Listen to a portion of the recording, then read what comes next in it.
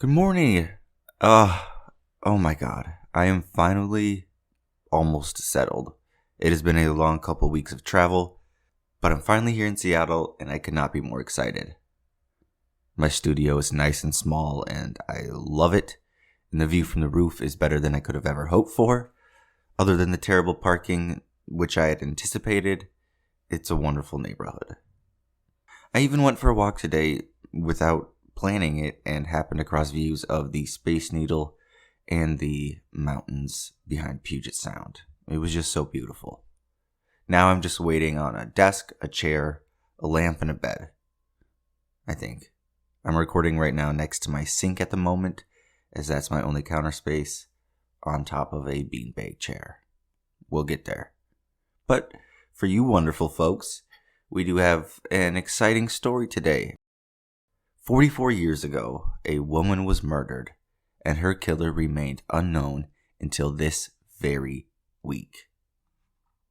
As most of us true crime fans know, years-old cold cases are now getting solved with much higher frequency thanks to advancements in forensic genealogy and investigative forensic genealogy. According to Wikipedia, as of December 2023, the use of this technology has solved a total of 651 criminal cases, including 318 individual perpetrators who were brought to light. There have also been 464 unknown victims identified, as well as 4 living John or Jane Does. That's amazing. As far as I could find, that was the most recent report of those certain statistics, but I imagine that number today is much greater, and for sure by 1. This is the story of Dorothy Dottie Silzel. My name is Eli, and this is Murder in the Morning.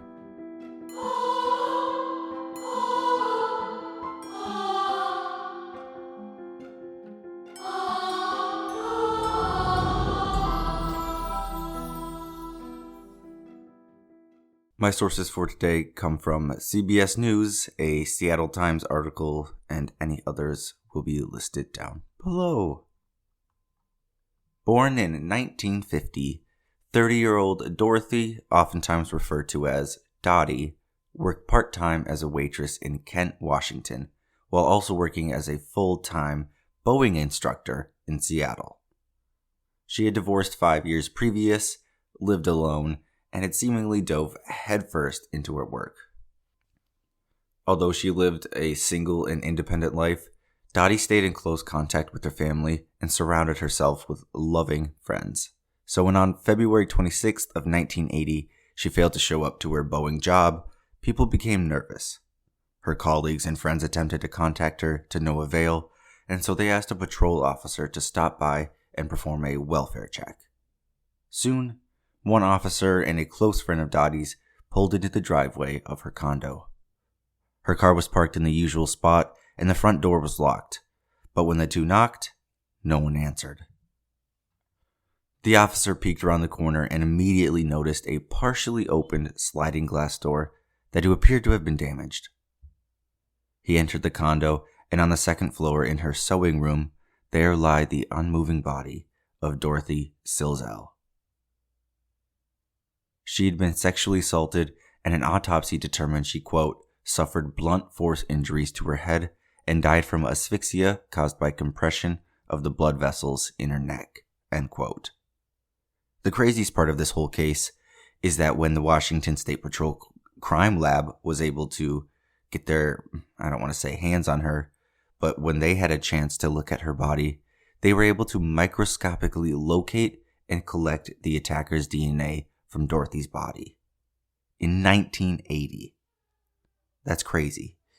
Of course, it would be years before anyone could do anything with that DNA, but just to have enough foresight to look for and keep that critical information is amazing. Besides this minuscule amount of DNA recovered, investigators had about zilch to go on, and like we hear all too often, the case goes cold. Okay, skip forward 22 years, and the science has finally come far enough to do something with this crime scene DNA that they had recovered.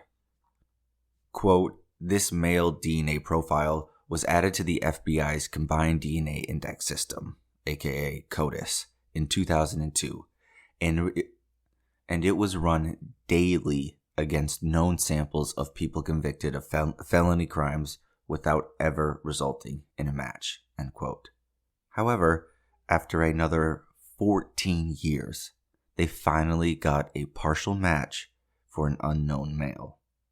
But again, it would be another 8 years before this match meant anything. According to the Seattle Times article, in March of 2022, a forensic genealogist employed by the California-based Identifinders International uploaded this male DNA profile to the GED Match and Family Tree DNA databases, and it identified 11 potential suspects, all of whom were first cousins. The last name connecting all 11, Kundert. Kundert. Investigators knew that one of these men was Dorothy's killer, but which one? So Kent, Washington detectives learned that at least 3 of these cousins were residing in Arkansas and that these 3 were already under investigation for assault. But one man stood out from the rest, and his name was Kenneth. Kenneth Kundert. Kenneth Kundert. An unfortunate name. Literally, a tongue twister. Kenneth Kundert. Quote, at the request of a Kent police detective, detectives in the Van Buren County Sheriff's Office who were conducting an assault investigation involving Kundert and 2 of his male relatives tried to obtain a sample of his DNA during an interview. I love and hate this next part. During this lengthy interview, detectives watched Kenneth smoke a pack of cigarettes, then place each butt into his pocket along with an empty water bottle that he had drank from. He also declined to provide a voluntary DNA sample, end quote. He literally collected all of his cigarette butts and just put them in his pocket. Either this guy is extremely clean, OCD-esque, or he's guilty of something. In the meantime, Washington detectives kept working on this Kenneth theory, since they couldn't get DNA from him. They found records indicating that Kenneth was employed in Seattle and Snohomish County in 1987, but couldn't find any earlier work records.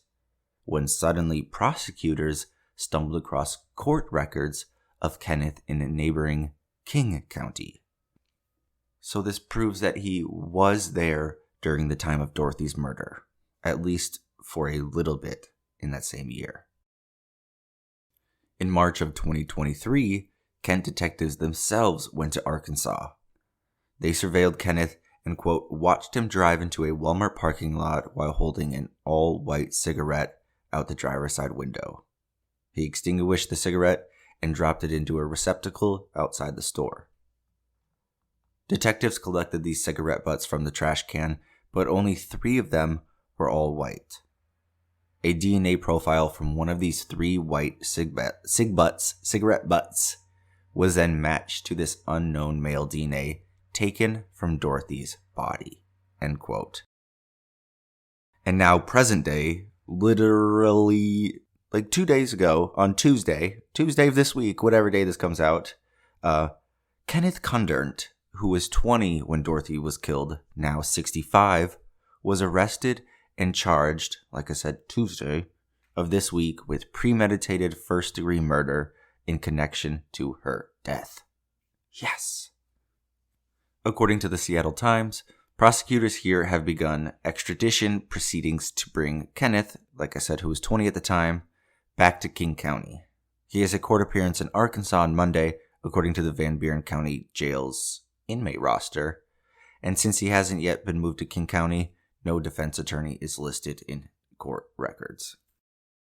Another reference sample of Kenneth's DNA will be taken once he's extradited back to King County.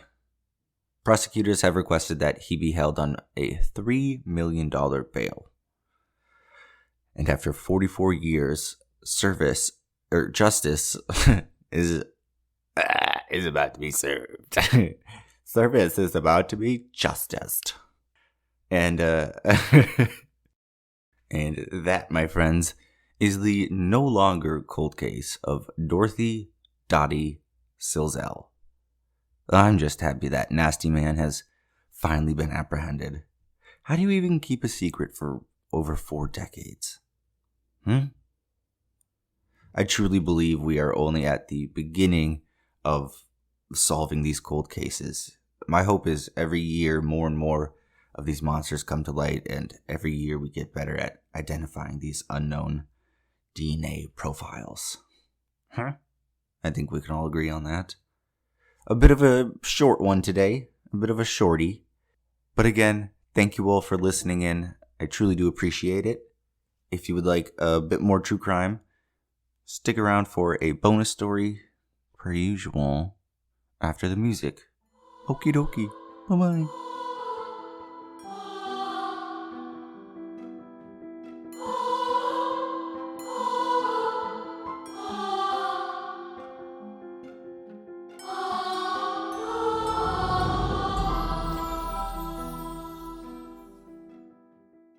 Oh boy. So, if you're a fan of 48 Hours, then you may be familiar with this case.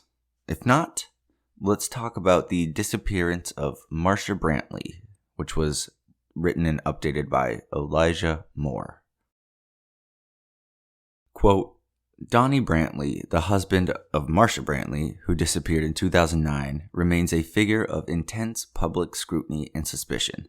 The case, which has perplexed authorities for years, continues to draw attention due to Brantley's ambiguous statements and unusual behavior following his wife's disappearance.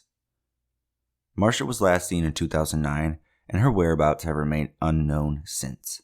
Despite her sudden disappearance, Donnie Brantley never reported his wife missing, and this raised immediate concerns among Marsha's family and investigators. Donnie gave conflicting accounts regarding her departure, claiming at various times that she had moved out west, moved to Florida, or even left to go camping. However, none of these statements were supported by any evidence.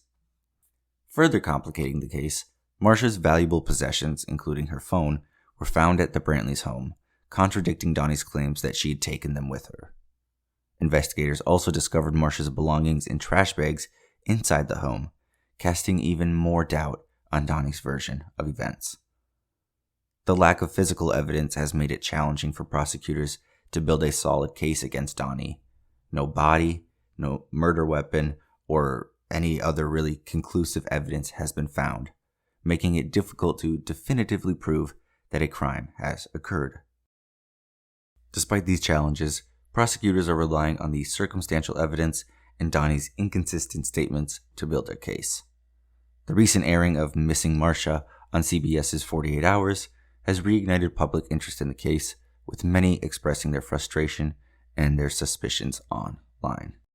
There's a bunch of people quoted from Facebook, but I'm not going to read fucking Facebook quotes. The absence of Marsha Brantley remains a mystery, with Donnie Brantley's statements and actions only adding to the unanswered questions. As the investigation continues, many hope for new evidence that could finally bring clarity and justice to this enduring case. End quote. What do you think? Did Donnie do it? I think Donnie did it. Can I even say that? I mean, if not him, then who? And by Facebook quotes, I mean like random people just posting on walls, not experts on Facebook. So yeah, I'm not going to read those. Okay.